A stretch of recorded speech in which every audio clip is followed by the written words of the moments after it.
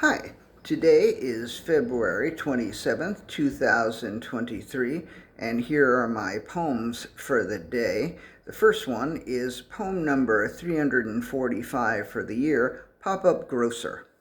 Several days ago, I noticed what I thought was a pop-up grocery was going to be opening at 205 Bleecker Street. 205 Bleecker Street used to be the location of the Pioneer supermarket, and when I was growing up, that was the supermarket from which we got our groceries. After it closed, it was an American Apparel and a Banana Republic. For an hour and a half, it was a BR Monogram, which is a more upscale Banana Republic. It was also a Pain Quotidien, and the last thing it was a restaurant called Ikinari Steak. But what it has never been since it stopped being the Pioneer supermarket is a grocery store. So I thought that might be nice for my mom. She still lives in the apartment where I grew up. But I did a bit of digging, as I do, and I found out that what is opening up is not a pop-up grocery store, but rather Pop-Up Grocer, whose website describes itself as a family of curated shops that feature new, better-for-you products, and whose nickname for itself is Pug.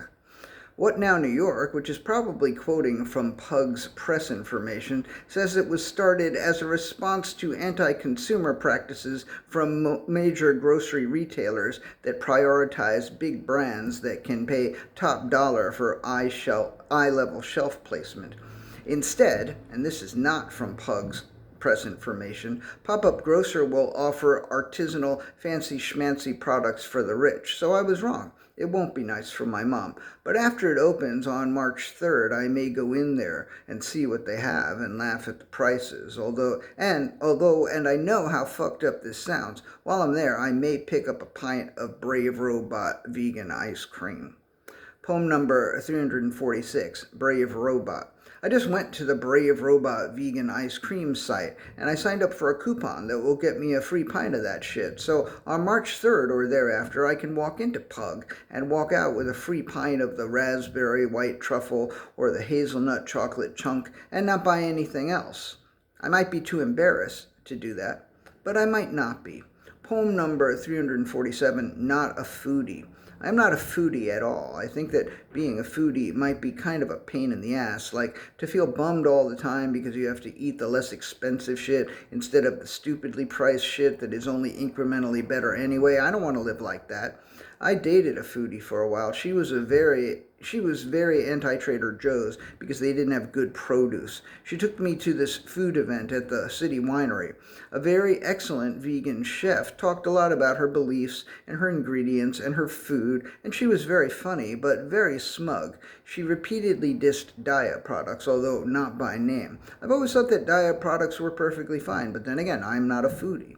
I think I might be anti-foodie, because for me, veganity must always come first. And while there are vegan foodies, such as the above-referenced chef, more often foodies remain vegetarian because the taste of real cheese and real ice cream and butter and eggs or whatever is just too tempting. My attitude about this is they could easily make the more humane transition if they would just stop giving so much of a shit about the taste of their food.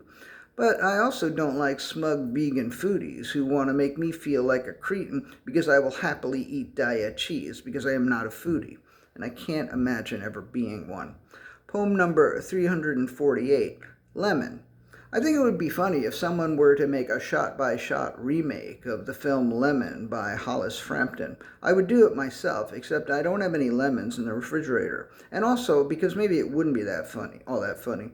They say that if you have to explain a joke, then the joke isn't funny. And I feel as though I need to explain this joke, but that would mean spoiling the movie. So maybe you should just watch it. It's only 7 minutes and 15 seconds. I am not a foodie, but Lemon features one of the best lemons I have ever seen. And yeah, maybe a shot-by-shot remake of Lemon would be funny after all. I'm going to redo the end of it because I changed a word and that was wrong. I am not a foodie, but Lemon features one of the best lemons I have ever known. And yeah, maybe a shot-by-shot remake of Lemon would be funny after all. Poem number 349, this is the last poem for the day. It's called The Garden of Earthly Delights.